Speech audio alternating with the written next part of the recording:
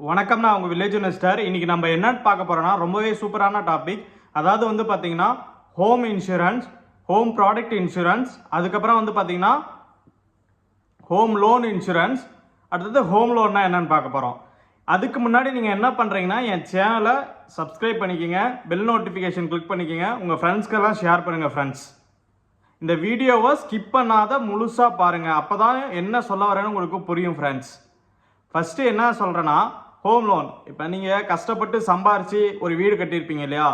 ஒரு 15 லட்ச ரூபாயில் ஒரு வீடு கட்டுறீங்கன்னா அதில் வந்து பார்த்தீங்கன்னா ஒரு 10 லட்ச ரூபா உங்கள் கையில் இருக்குது, இல்லைனா 5 லட்ச ரூபா உங்கள் கையில் இருக்குன்னா என்ன பண்ணுவீங்கன்னா மீதி வந்து பேங்க்கில் வந்து லோன் போட்டு வாங்குவீங்க. அந்த லோனுக்கு வந்து பார்த்தீங்கன்னா நீங்கள் இஎம்ஐன்னு கட்டிட்டு வருவீங்க, கரெக்டாக? அந்த இஎம்ஐயை ஈஸியாக அடைக்கிறதுக்கு வந்து பார்த்தீங்கன்னா என்ன மெத்தட்னா, அதாவது நீங்கள் லோன் கட்டுறீங்க இல்லையா, இஎம்ஐ கட்டும்போது லோனுகளை இஎம்ஐ கட்டுறீங்க இல்லையா, அந்த இஎம்ஐ கட்டும்போது ஒரு 13 இஎம்ஐயா 12 இஎம்ஐ, வருஷத்துக்கு 12 இஎம்ஐ கட்டுவீங்க. நீங்கள் அதை 13 இஎம்ஐயா இல்லை 16 இஎம்ஐயா கட்டினீங்கன்னு வச்சுக்கிங்களேன், உங்களுக்கு வந்து பார்த்தீங்கன்னா அதில் ஒரு பெனிஃபிட் இருக்குது. ஏன்னா உங்களுடைய இன்ட்ரெஸ்ட்டும் குறையும், அதாவது நீங்கள் கட்ட வேண்டிய வட்டி பணம் இருக்குது இல்லையா அது குறையும். அதுவும் இல்லாமல் பார்த்தீங்கன்னா அந்த ஹோம் லோனுங்கிறது சீக்கிரமாக முடிஞ்சிடும். ஓகேங்களா? அது ரொம்பவே பெனிஃபிட்டாக இருக்கும்.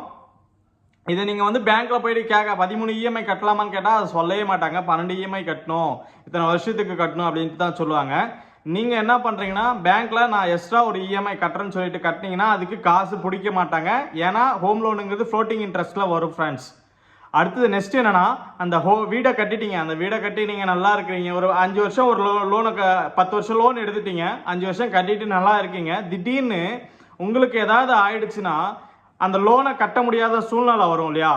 அப்போ என்ன ஆகுனா அந்த வீடுங்கிறது ஜப்ஜி பண்ணுற மாதிரி வரும். அப்படி இருக்கக்கூடாத பட்சத்தில் தான் நீங்கள் அந்த ஹோம் லோன் இன்சூரன்ஸுங்கிறது எடுக்கணும். அதாவது இந்த ஹோம் லோன் இன்சூரன்ஸ்னா என்னன்னா, நீங்கள் இல்லாத பட்சத்தில் வந்து பார்த்தீங்கன்னா அந்த ஹோம் லோனு நீங்கள் எவ்வளோ தொகை கட்ட வேண்டியதோ அந்த தொகையை கட்டி அந்த இன்சூரன்ஸை க்ளோஸ் பண்ணி கொடுத்துருவாங்க. ஃப்ரெண்ட்ஸ்,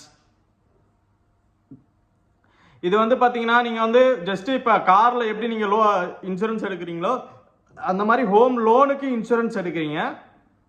அப்படி எடுக்கும் பட்சத்தில் வந்து உங்களால் இன்சூரன்ஸ், அதாவது இந்த லோனை கட்ட முடியாத சுச்சுவேஷன் வீட்டில், அதாவது எல்லாராலையும் இப்போ வேலைக்கு போயிட்டுருக்கோம், சம்பாதிக்கிறோம், திடீர்னு இப்போ வந்து பார்த்தீங்கன்னா எந்த வியாதி எப்போ வரும்னு சொல்ல முடியாது. அப்படி வரும்போது பார்த்தீங்கன்னா உங்களுக்கு வந்து பார்த்தீங்கன்னா இந்த ஹோம் லோன் நீங்கள் லோன் கட்ட முடியாத போயிடும். அப்போ அந்த இன்சூரன்ஸுங்கிறது வந்து என்ன பண்ணுவாங்கன்னா அந்த லோன் அமௌண்ட்டை கட்டி அந்த வீடை உங்களுக்கு சொந்தமாக்கிடுவாங்க.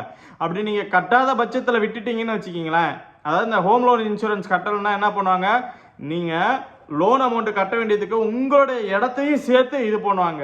அதனால தான் இந்த ஹோம் லோன் இன்சூரன்ஸுங்கிறது எடுக்கிறது ரொம்பவே நல்லதுங்கிறேன். ஃப்ரெண்ட்ஸ், நெக்ஸ்ட் வந்து பார்த்தீங்கன்னா ஹோம் இன்சூரன்ஸ். ஹோம் இன்சூரன்ஸ்னா இப்போ இந்த வீடு கட்டி முடிச்சிட்டீங்க, நல்லா இது பண்ணுறீங்க, ஹோம் லோன் இருக்குது, அதையும் நீங்கள் கட்டிட்டு வரீங்க. திடீர்னு வந்து பார்த்தீங்கன்னா மழை காலம் வருது, திடீர்னு வெயில் காலம் வருது. அப்போ என்ன பண்ணுவீங்கன்னா அந்த மழை காலத்தில் வந்து பார்த்தீங்கன்னா ஒரு சில டைமில் வந்து பார்த்தீங்கன்னா திடீர்னு ஒரு பகுதி வந்து இந்த கீழே படிக்கட்டு அந்த மாதிரி ஏதாவது இருக்கிறது வந்து அடிச்சுட்டு போகிறதுக்கு வாய்ப்பு இருக்குது. இல்லைனா கொட்டா மாதிரி போட்டிருப்பீங்க, ஒரு டென்ட் மாதிரி முன்னாடி போட்டிருக்கிறீங்க இல்லையா, அந்த வீட்டில் அந்த மாதிரி பகுதியில் ஒரு சில டைமில் வந்து உடைச்சிட்டு இது போயிடும். அப்படி நீங்கள் ஹோம் இன்சூரன்ஸுன்றது எடுத்துருந்தீங்கன்னா என்ன பண்ணுவாங்கன்னா அந்த இன்சூரன்ஸ் கம்பெனி வந்து பார்த்தீங்கன்னா உங்களுடைய ஹோமை வந்து வீடை வந்து பார்த்துட்டு அந்த வீட்டை பார்த்துட்டு இந்த மாதிரி ஆயிருக்குன்னு சொல்லிட்டு எழுதிட்டு போயிட்டு உங்களுக்கு இன்சூரன்ஸ்லேயே உங்களுக்கு மறுபடியும் அந்த இடத்துல கட்டி கொடுத்துருவாங்க. அதுவும் இல்லாமல் பார்த்தீங்கன்னா நெக்ஸ்ட் வந்து பார்த்தீங்கன்னா நான் என்ன பார்க்க போறேன்னா home product insurance. Home product இன்சூரன்ஸ்னா என்னன்னா, இப்போ நீங்கள் வீடு இருக்குது இல்லையா, இந்த வீடு இருக்குது, இதில் டிவி இருக்கும், மிக்சி இருக்கும், கிரைண்டர் இருக்கும், இது எல்லாமே இருக்கும். அது வந்து இப்போ நம்ம சென்னை மாதிரி ஏரியாவில் வந்து பார்த்தீங்கன்னா மழை வரும், திடீர்னு மழை வந்ததுன்னா எல்லாமே மூழ்கிடும். எல்லாமே மூழ்கிடுச்சுன்னா டிவி ஓடாது, எதுவுமே ஓடாது. பட் வந்து பார்த்தீங்கன்னா இந்த மாதிரி ஆக்சிடென்டலாக நடக்கிறதுக்கு வந்து பார்த்தீங்கன்னா நீங்கள் ஹோம் ப்ராடக்ட் இன்சூரன்ஸ் எடுத்து வச்சுருந்தீங்கன்னா உங்களுக்கு மேபி ஃபுல் அமௌண்ட்டு கொடுக்கறதுக்கு வாய்ப்பு இருக்குது, இல்லைனா பாதி அமௌண்ட்டு கொடுக்கறதுக்கு வாய்ப்பு இருக்குது. அது நீங்கள் இன்சூரன்ஸ் எடுக்கிறத பொறுத்து தான். ஃபார் எக்ஸாம்பிள் சொல்லிட்டு நீங்கள் ஒரு இன்சூரன்ஸ் எடுக்க போகிறீங்கன்னா அதோடைய பக்காவான ஃபுல் டீட்டெயில் நீங்கள் கேட்டு தெரிஞ்சுக்கணும். எவ்வளோ அமௌண்ட்டு கவர் ஆகும், எவ்வளோ இதாகும்ன்ட்டு அந்த ஹோம் ப்ராடக்ட்ஸ்க்கு வந்து கேட்டு தெரிஞ்சுக்கிட்டு நீங்கள் கட்டினீங்கன்னா உங்களுடைய வீட்டில் இருக்கிற பொருள் வந்து இந்த மாதிரி ஏதாவது சேதம் ஆச்சுன்னா அந்த இன்சூரன்ஸில் நீங்கள் கிளைம் பண்ணிக்கலாம். உங்களுக்கு இல்லைனா புதுசாக ஒரு டிவியே வாங்கி கொடுத்துருவாங்க, இந்த மாதிரி பண்ணி கொடுத்துருவாங்க. ஃப்ரெண்ட்ஸ், பட் அந்த ஹோம் இன்சூரன்ஸு எல்லாமே இன்சூரன்ஸ் நீங்கள் எடுக்கிறதுக்கு முன்னாடி பார்த்தீங்கன்னா எவ்வளோ அமௌண்ட்டு, எவ்வளோ ப்ரீமியம் கட்டணும், எத்தனை வருஷத்துக்கு கட்டணும், எப்படிலாம் கட்டணும், இது எவ்வளோ உங்களுக்கு பெனிஃபிட்டாக கொண்டு போகணுன்ட்டு நீங்கள் கேட்டு எவ்வளோ நீங்கள் கொஷின் கேட்குறீங்களோ இன்சூரன்ஸ் கம்பெனியை அவ்வளோ நீங்கள் தெரிஞ்சுக்கலாம். ஓகேங்களா ஃப்ரெண்ட்ஸ்?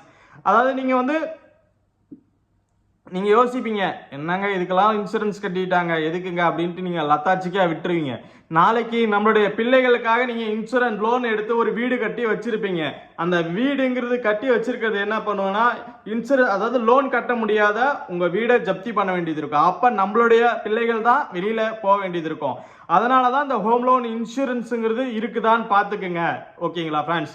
அதுக்கப்புறம் பார்த்தீங்கன்னா, ஏன்னா ஒரு சில டைமில் இப்போ பார்த்தீங்கன்னா நீங்களே நியூஸில் கேள்விப்பட்டிருப்பீங்க, அவங்க அப்பா அம்மா கொரோனா டைமில் இறந்துருவாங்க.